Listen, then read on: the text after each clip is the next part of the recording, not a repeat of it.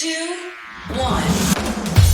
7 things you probably didn't know you need to know. I'm Jamie East, and this is the Smart 7. Good morning, everybody. It's Tuesday, the 21st of February, and it's Pancake Day. And a big happy birthday to Sophie Turner, Jordan Peele, Blanket Jackson, and Jennifer Love Hewitt. Joe Biden made a surprise visit to Ukraine on Monday, just days before the anniversary of Russia's invasion. As well as committing to a further $500 million of military support, including more ammunition for long-range rocket systems, he pledged further sanctions against Moscow. He also said Vladimir Putin had underestimated the West's resolve, telling Russia it was dead wrong to assume Western support for Ukraine could be outlasted. I was warning the world that he was going to attack. I was certain of it. I thought it was critical that there would not be any doubt, none whatsoever, about U.S. support for Ukraine in their war against the brutal attack by Russia. And on President's Day in the United States, Mr. Biden said it was good to be back in the Ukrainian capital. One of my newer staff members on the flight from Washington into Poland asked me how many times I've been to Kyiv. And I had to stop and think, it's my 8th trip. Vladimir Putin's due to give a major address on Tuesday, and Biden's trip will be seen as an attempt to upstage the Kremlin. Biden then travelled to Poland, where he's expected to give a speech in Warsaw to mark the anniversary of the war.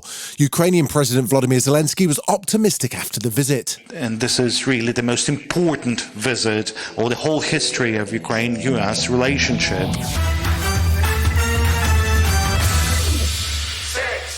Sadly, we are now able to confirm that yesterday we recovered Nicola Bulley from the River Wyre. Nicola's family have been informed and are, of course, devastated. That was Assistant Chief Constable Peter Lawson of Lancashire Police, confirming that the body found on Sunday was, in fact, Nicola Bulley. The 45-year-old mum of 2 disappeared just over 3 weeks ago whilst out walking a dog near the water in St Michael's-on-Wyre. Before the formal identification was made, Nicola's partner Paul Ansell said there are no words right now, just agony. Her family has since criticised sections of the media for what they called a shameful intrusion of their privacy while the search went on. DCS Pauline Stables read out a statement on their behalf. We will never be able to comprehend what Nikki had gone through in her last moments, and that will never leave us. We will never forget Nikki. How could we? She was the centre of our world.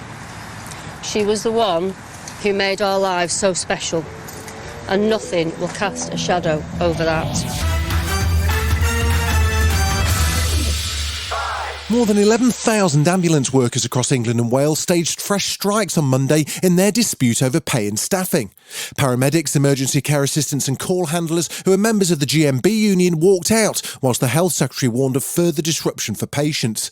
Andy Prendergast, the union's National Secretary, defended the latest action, though, saying public support remains strong. Frankly, if people are putting patients' lives at risk, it's the government by refusing to talk to us. As we sit here at the moment, we haven't had any meaningful discussions with them for the last month. There's none in the diary. Meanwhile, junior doctors in England have also voted overwhelmingly to strike over pay in March. The British Medical Association says it'll call a full 72-hour walkout if the government refuses to act. Steve Barclay says they're working to minimise the impact. We are working constructively with the trade unions in terms of what cover they can provide within the context of the strikes, and then putting in place contingency measures with NHSE colleagues in terms of those areas where there's gaps.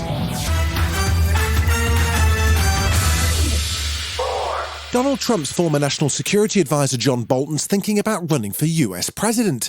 Speaking to Kay Burley, he said we should avoid having so many people in the race so that Donald Trump's able to slip between them and get the nomination, but he's still eyeing up some hat-in-ring action for himself. Current President Joe Biden has said on multiple occasions that he intends to stand for re-election in 2024. Nikki Haley, a Republican former South Carolina governor, has also launched her presidential campaign. Bolton also told Sky News he considered running in 2016 and would only do so now if he thought he could win. I was very concerned about Donald Trump's comments some weeks back that the U.S. Constitution should be terminated so that he could be declared the winner of the 2020 election. And I wasn't satisfied with the response of the people who are considering running. So I thought I ought to be serious about it, because I think it's important to end this idea that the 2020 election was stolen, or that Donald Trump really has any claim on the loyalty of conservatives or Republicans. Still to come on the Smart 7, Jurgen Klopp's ready for Real Madrid and Paul Rudd's up to mischief. Right after this. Welcome back. Tuesday night sees more Champions League last 16 action, with Eintracht Frankfurt facing Napoli and Liverpool welcoming Real Madrid to Anfield. It's the first time the two teams have met since last season's Champions League final, which Real won 1-0. Liverpool manager Jurgen Klopp admitted he hadn't even watched the game back until this weekend, as it was just too painful. Bertie's putting all of that out of his mind ahead of the Tuesday night clash, and was keen that Liverpool fans shouldn't bear any grudges for the ticketing confusion at the final either. Our people are football people. And Real Madrid is in town, and celebrate this kind of event in the best possible way, how we did it over the last years. Ant-Man and the Wasp's Catherine Newton's just getting her start in the Marvel Cinematic Universe, but she's already dishing the dirt on her co-stars. She popped up on The Tonight Show to reveal she thinks her on-screen superdad Paul Rudd is the funniest person in the world, saying it was a dream come true to work with him. Rudd reprises his role as Scott Lang for the third instalment of the Ant-Man franchise, which premiered in London last week. Catherine told Jimmy Fallon the pair would ruin takes because they were laughing so hard. There was one day we had 500 extras, okay? 500! Wow. We had 10 explosions, bombs, fire, serious stuff where you can really, really get hurt. And I was nervous. He could tell, and he looked at me, and he's like, "Are you nervous?" I'm like, "Yeah." He's like, "You got this. You can do it. Whatever you do, don't laugh." Action! Couldn't stop laughing. Lily James, Emma Thompson and Shazad Latif star in the upcoming cross-cultural British rom-com What's Love Got to Do With It, which is out later this week. James plays Zoe, a young documentary filmmaker who decides to make her friend Kaz, played by Shazad, the subject of her next project, after he decides he's ready to settle down and marry a stranger.